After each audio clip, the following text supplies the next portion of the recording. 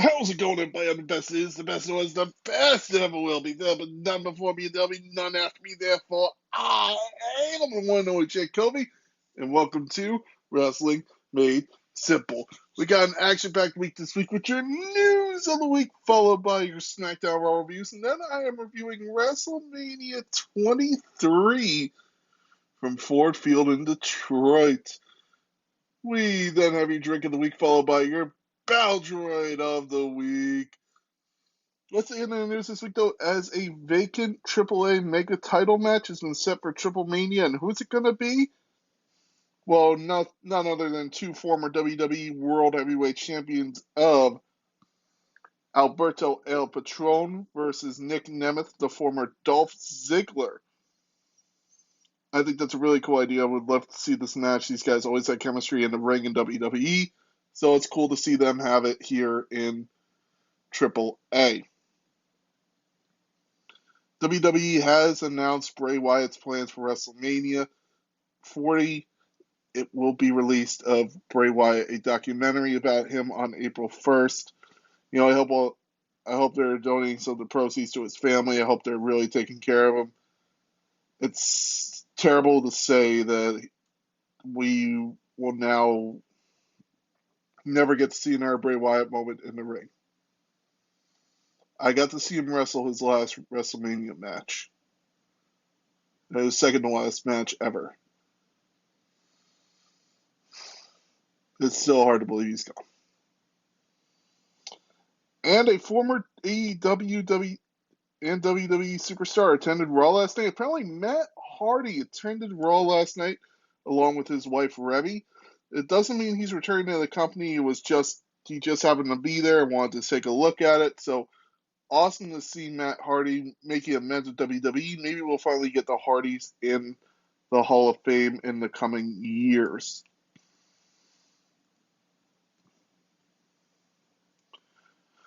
But that's the news this week, ladies and gentlemen. Let's go to SmackDown. SmackDown kicked off with The Rock with a new version of his old Hollywood theme song. Kind of cool to see. He then did a concert and actually said that his name was Flex Kavanaugh in the day, and this was where he wrestled his first match. He then says he's only going to say this one, that finally The Rock has come back home.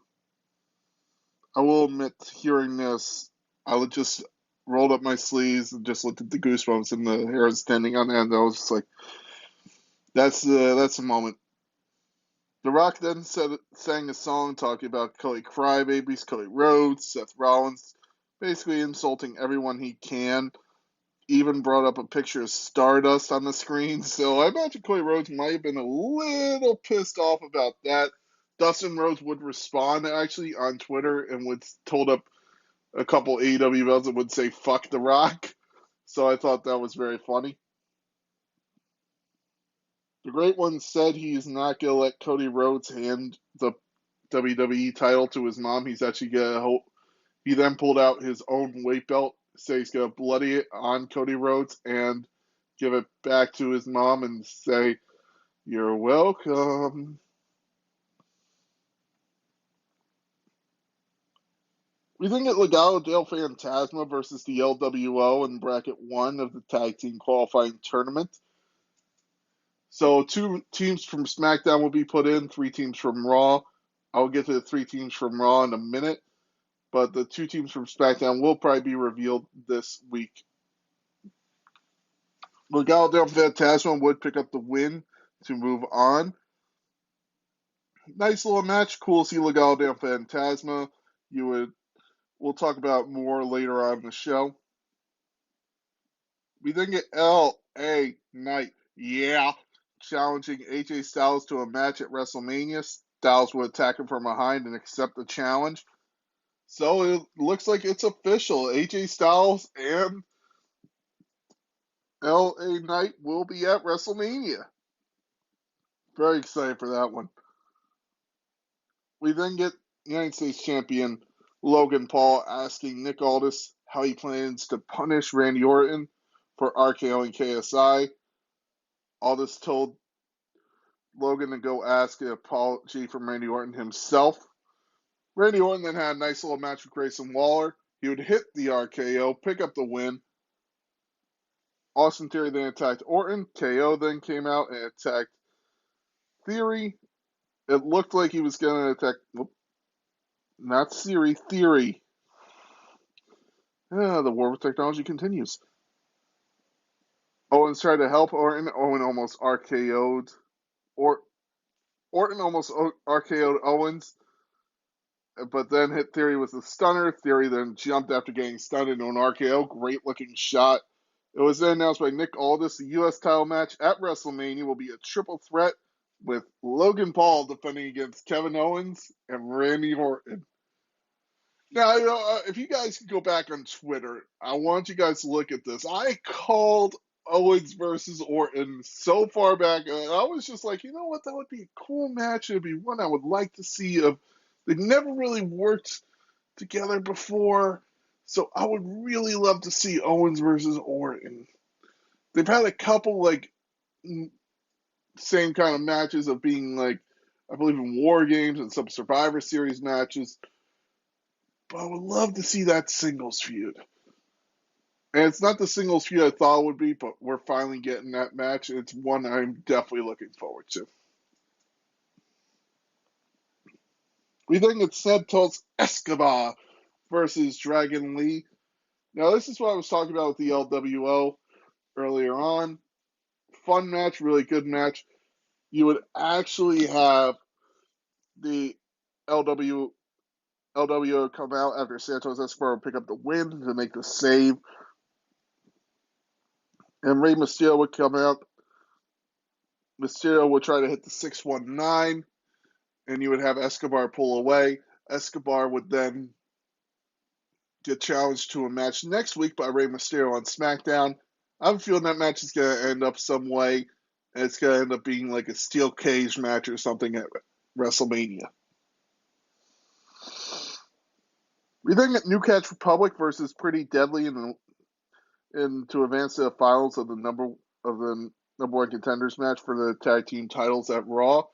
So on SmackDown, so New Catch Republic would pick up the win. Nice little match, but there was no question that New Catch Republic would pick up the win here. We then get Bayley versus Dakota Kai in a good match, but unfortunately never really got the chance to get started as it would end in DQ. You would have Io Sky get involved and cost Bayley the match. Unfortunately, during this match, by the way, Asuka would be hurt. It looks like she hurt her knee. You would have Naomi come out to make the save. Bianca Belair would be chanted for, but never came out. It was a good way to end the show in chaos, but at the same time, it sucks that Asuka had to get hurt because I hear they're planning a triple threat match for Mania. I'll get more of that in my WrestleMania card update after my review of Raw. Raw kicked off with Jay and Jimmy face to face. Jimmy acknowledged Jay's accomplishments on his own, but said Jay forgot everything that he has done with him.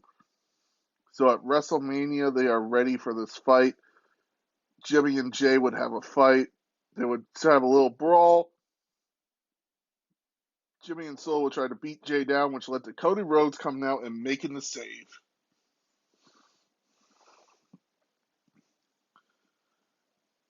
You would then get the tag team qualifier for the ladder match at WrestleMania. DIY would defeat the Creepers in a great tag team match. Really enjoyed this. Makes me wish these guys got more work together in NXT. Thought it was a awesome match. Great job. DIY picks up the win.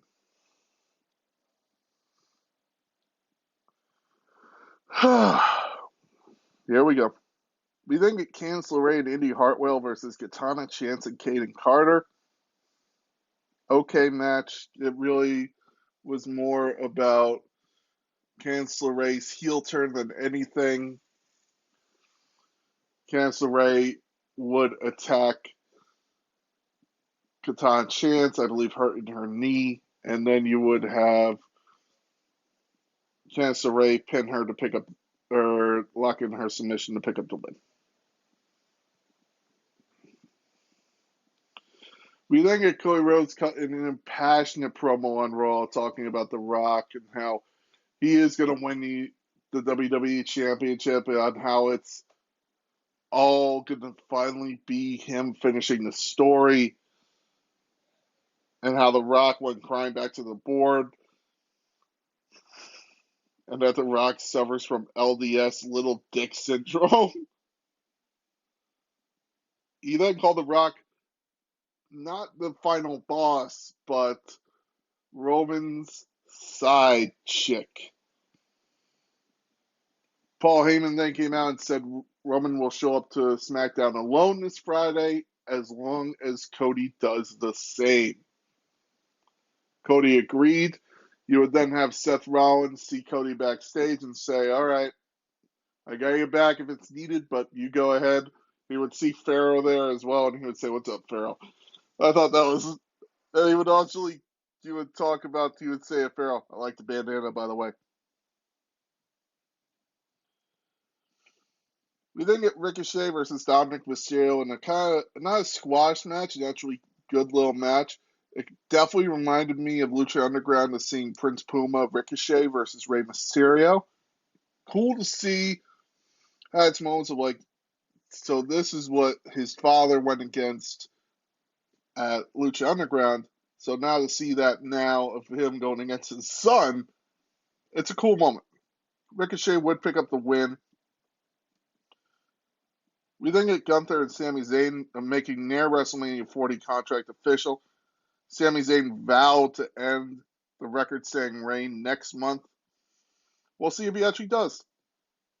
We then get the awesome Truth defeating Indus Sheer in like very good little tag match. The awesome Truth picking up the win over Indus Sheer to go on to WrestleMania is amazing. Very excited for that. We then get CM Punk on the screen saying whether he's invited or not, he will be at WrestleMania 40. I wonder what his role is going to be.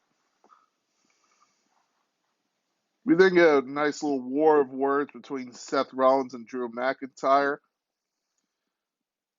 And Rollins did say where the lights are the brightest at WrestleMania, Drew McIntyre will fall under the lights.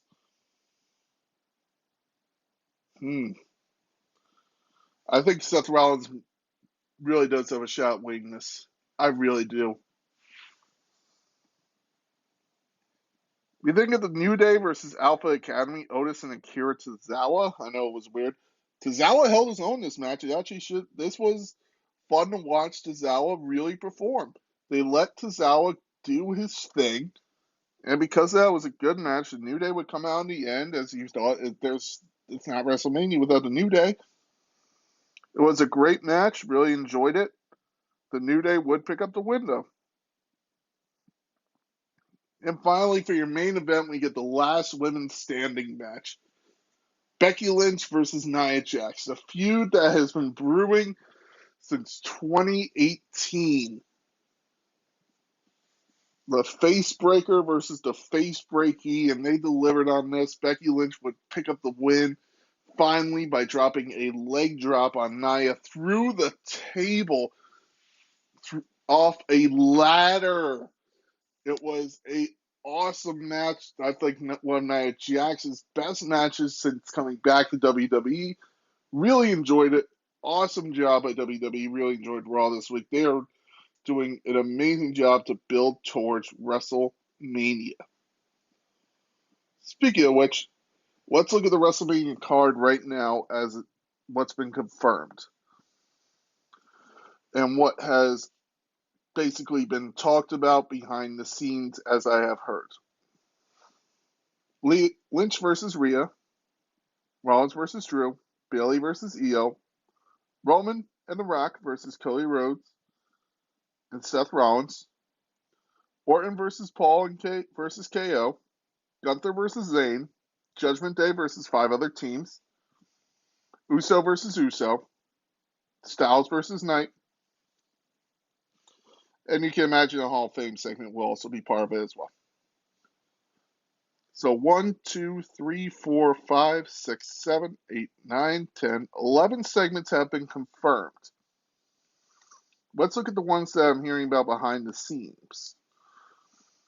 You have Cargill, Belair, and Naomi versus the Kabuki Warriors and Dakota Kai, as long as Asuka's knee isn't too badly injured. If it is, I imagine we'll probably get Cargill and Belair with Naomi at ringside versus Kai and Kairi Sane.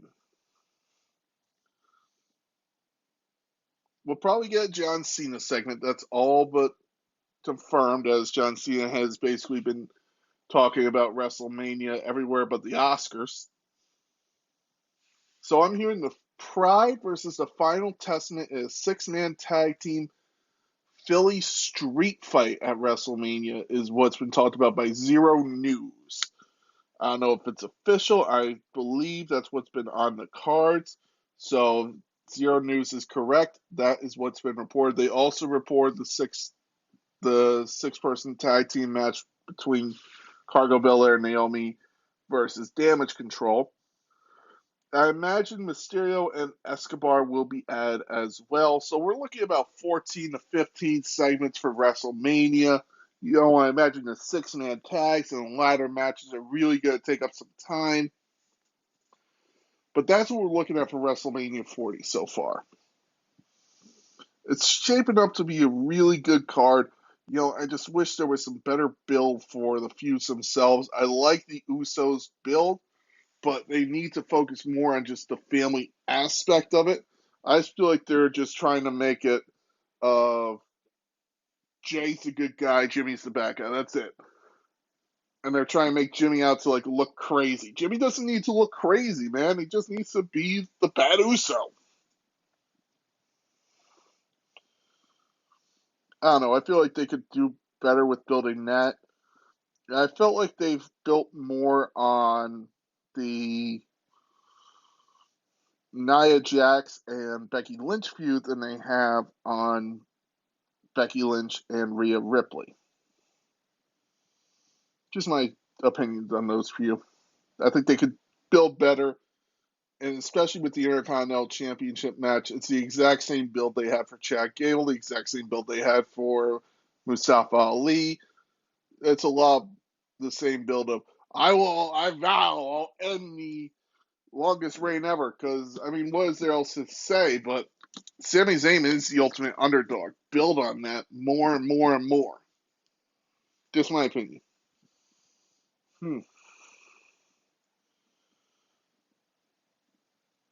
Let's move on to WrestleMania 23. All grown up from Ford Field, Detroit, Michigan, the same city that hosted the legendary WrestleMania 3 of Andre the Giant and Hulk Hogan. Show would have a dark match of Ric Flair and Carlito defeating Gregory Helms, Chavo Guerrero. You would then have, it would be a nice 6-minute little match. It's really weird to say Ric Flair had a dark match at WrestleMania. And technically, by the way, I also want to point out this is a little stat I heard that I didn't know was true. Ric Flair has only won one match at WrestleMania. One match, and that is it.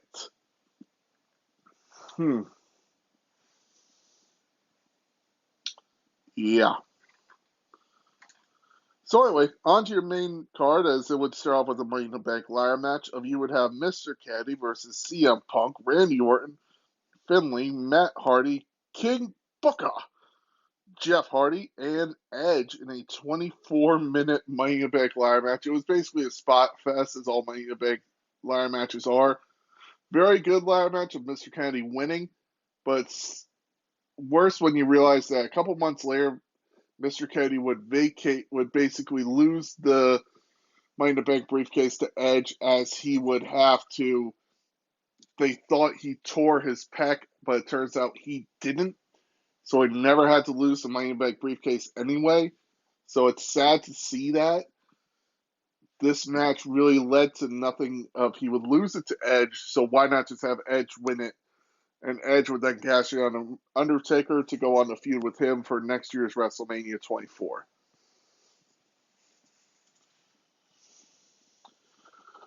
We then have Kane versus the Great Khali, as this was the Big Red Machine trying to get everything he could out of the Great Khali. He almost succeeded. There are still so many moments when you're looking at Great Khali of just he had no control over his body, man. It's like watching the Giant Gonzalez versus the Undertaker. This is the best way to equate it. It's it's a good match, nothing great. 5 minutes. Great Khali picks up the victory over Kane.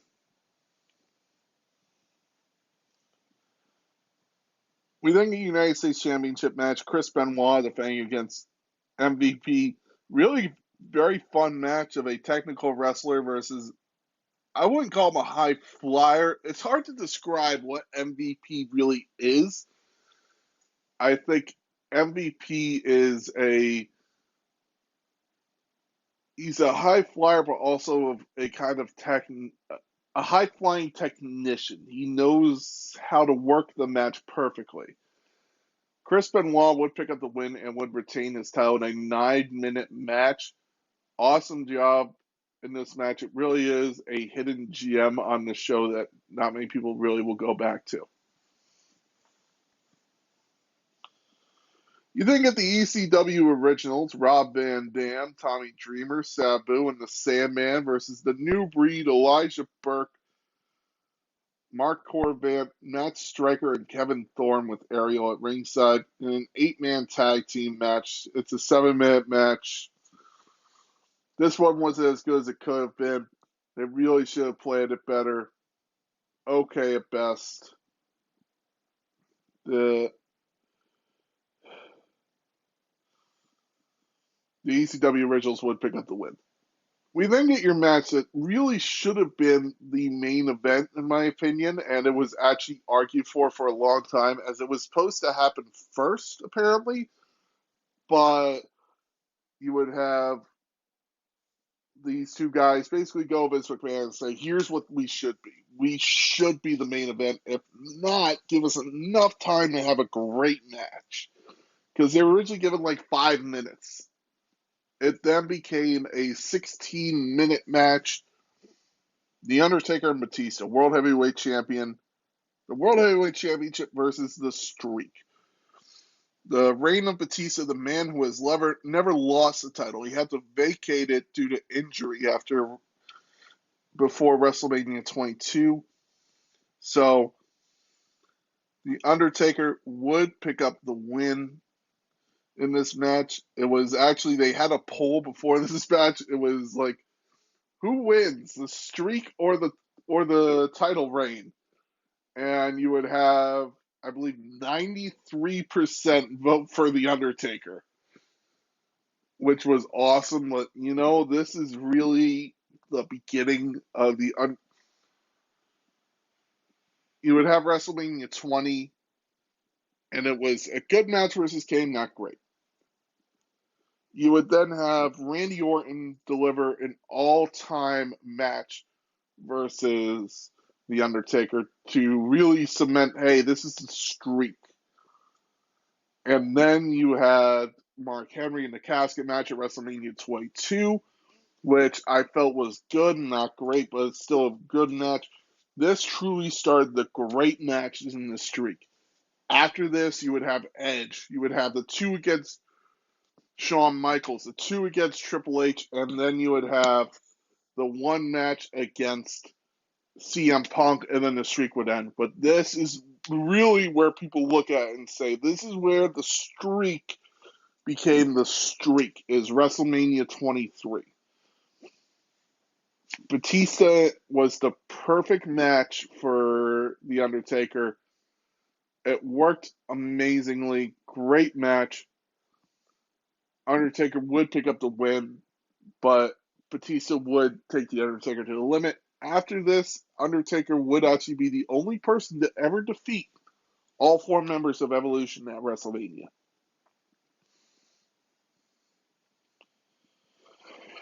We then get your hair versus hair match with Stone Cold Steve Austin as your referee, the Battle of the Billionaires.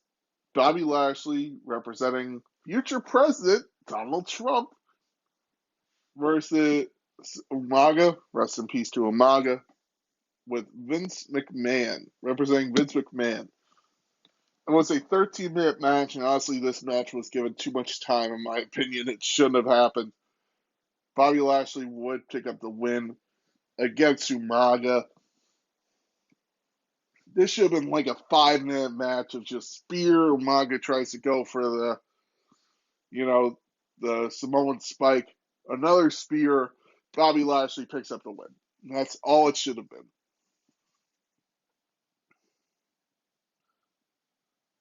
We then get Melina versus Ashley Mazzaro. Rest in peace. In a lumberjack match for the WWE Women's Championship. 3-minute match. There was nothing to write home about. Melina retains her title. We then get your WrestleMania main event. This is their argument to The Undertaker and Batista of they thought this match should go on last because, one, it was the WWE Championship, not the World Heavyweight Championship, and it was also John Cena versus Shawn Michaels. It was a 28-minute match. The problem was, though, it wasn't that good. For some reason, these guys just didn't click that night. They delivered an okay 28-minute match. Shawn Michaels hitting everything he could on John Cena, but just didn't deliver. And really kind of leaves a sour taste in your mouth about WrestleMania 23. If you look back at WrestleMania 23, it's fun. John Cena would pick up the win in this match, by the way. But if you look back at this WrestleMania, it's fun. But at the same time, it just leaves something you're sitting there going, oh, one more thing. Just one more little oomph. If Undertaker and Batista had gone last, it would have led off perfectly. Because these two guys knew how to fight each other. There's a reason why Shawn Michaels and John Cena really didn't have any more feuds after this. I just feel like it should have been Undertaker and Batista main eventing this one. Just my opinion on that one. It's a good WrestleMania. If I had to grade it, I would give it a B minus C plus.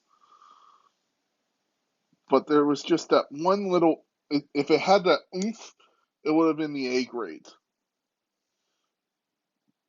But because it didn't get that last push across the goal line, it was right there.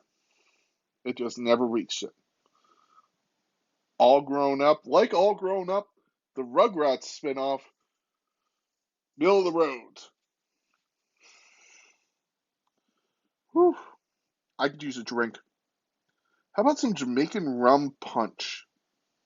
So you're going to start off with some regular rum, some coconut rum, some dark rum, pineapple juice, orange juice, lime juice, lime and the coconut, some grenadine, orange, cherry, and umbrella. So you're going to take all of this and you're going to mix it all together in a shaker, shake well, combined, pour over a mason jar, over ice, drizzle the grenadine down on the side, garnish with an orange slice, a cocktail umbrella, and a cherry. Please drink responsibly. Do not drink and drive. Do not drink if you are under 21 in the United States. And do not overconsume on alcohol. And now, everybody, it is time for the Baldroid of the Week. The Baldroid of the Week this week is Candice LeRae once again. I don't get this heel turn. It feels rushed out of nowhere. Actually, you know what? Screw it. She is not the Baldroid of the Week. The Baldroid of the Week is whoever decided that this stupid tournament should be happening on SmackDown. Let's just have the matches. Whoever wins, wins, and guess what? They get a chance to go to WrestleMania. If you feel that you have too many tag teams to compete in just a couple matches, okay, then let's make them like three-way trip tag team matches. Let's make them fatal four-ways. And whoever wins gets what? They get to go on to WrestleMania. It shouldn't be a tournament. They only have 2 weeks to decide who's in the tournament, and the finals get to happen when? On the last SmackDown before WrestleMania? It's just a little too much, in my opinion. So because of that, whoever thought this tournament was a good idea, you are the Battle Droid of the Week. Congratulations. Uh-oh. Ladies and gentlemen, thank you very much for listening. I have been the big guy. This has been Wrestling Made Simple. We are 2 weeks away from the Showcase of the Immortals. 2 weeks, 5 days, I believe. And then we all gather in Philly for one of the greatest events of the year, WrestleMania. I'm looking forward to it. I'll see you all there. Have a great week in wrestling.